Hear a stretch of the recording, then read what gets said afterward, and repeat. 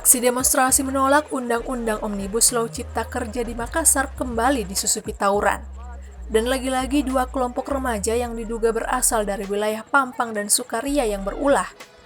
Pemandangan itu terlihat di sela-sela aksi unjuk rasa yang berlangsung di Jalan Urip Sumoharjo, Rabu 7 Oktober 2020. Kejadian itu berawal saat ratusan mahasiswa baru saja melakukan aksi unjuk rasa.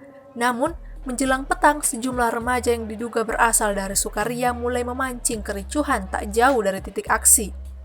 Puluhan remaja tersebut terekam menyerang wilayah satu kelompok remaja lainnya, hingga akhirnya tawuran pun tak terhindarkan. Massa aksi yang sebelumnya memblokade jalan pun tak luput dari serangan para pelaku tawuran, dan membuat massa aksi dari mahasiswa bubar demi menghindari lemparan dan lontaran anak panah dari para remaja pelaku tawuran.